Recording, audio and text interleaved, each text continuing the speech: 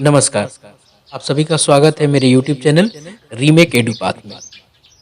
जन्मदिन, जयंती और जन्मोत्सव, इन तीनों को लेकर एक भ्रम की स्थिति रहती है कि किसके जन्म दिवस की वर्षगांठ को जन्मदिन कहा जाए, किसके जन्म दिवस की वर्षगांठ को जयंती कहा जाए और किसके जन्म दिवस की वर्षगांठ को जन्मोत्सव कहा जाए।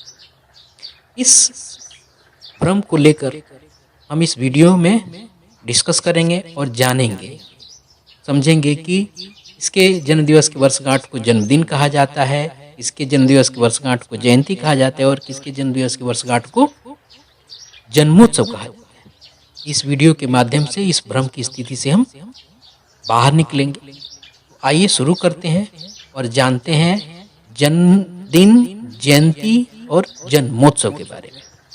एक आपसे आग्रह है, यदि आपको वीडियो पसंद आता है तो आप इसे लाइक करेंगे और यदि आप इस चैनल पे नए हैं तो कृपया सब्सक्राइब करेंगे।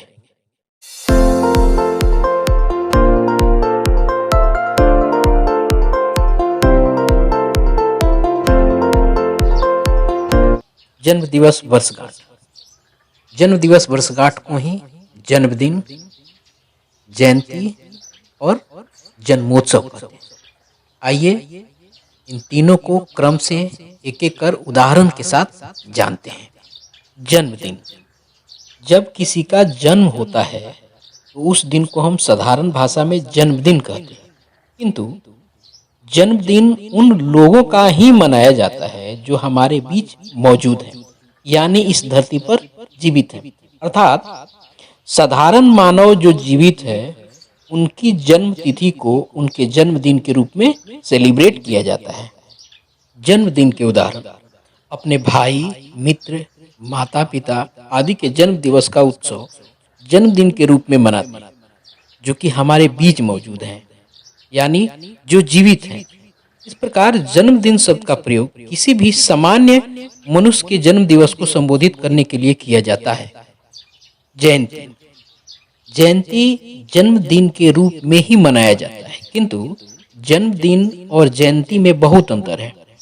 जन्मदिन जीवित लोगों के लिए मनाया जाता है और जयंती उन लोगों के जन्म दिवस को कहते हैं जो हमारे बीच नहीं है, यानी जिनकी मृत्यु हो चुकी है। अर्थात जब कोई महान विभूति धरती पर अपने कर्म करने के बाद परम धाम को प्रस्थान कर जाती है तो उसके जन्म की तिथि को जयंती के रूप में मनाया जाता है। जयंती उदाहरण: जैसे महात्मा गांधी जी के जन्म दिवस को गांधी जयंती, महाराणा प्रताप जी के जन्म दिवस को महाराणा प्रताप जयंती, विवेकानंद जी के जन्म दिवस को विवेकानंद जयंती के रूप में मनाते हैं। जन्मोत्सव, जब कोई देव धरती पर अवतार लेते हैं तो उनके जीवित रहते हुए उनके जन्म तिथि के उत्सव को जन्मोत्सव के तौर पर मनाया जाता है।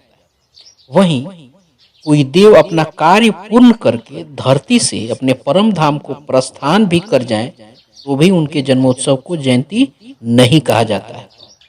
अर्थात किसी भी ईश्वरीय अवतार के जन्म दिवस को संबोधित करने के लिए जन्मोत्सव शब्द का प्रयोग किया जाता है, क्योंकि इनके जन्म को हमारे देश में उत्सव के रूप में मनाया जाता है, इसलिए इसे जन्मोत्सव कहा जाता है। जन्मोत्सव के उदाहरण: ईश्वरीय अवतार भगवान श्री राम, श्री कृष्ण या श्री हनुमान जी के जन्म दिवस हेतु जन्मोत्सव शब्द का प्रयोग किया जाता है, जिसे हमारे देश में उत्सव के रूप में मनाया जाता है।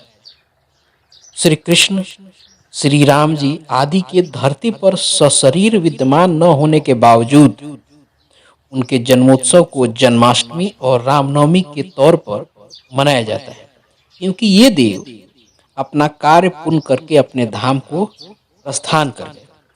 और हनुमान जी 7+1 चिरंजीवियों में से एक हैं।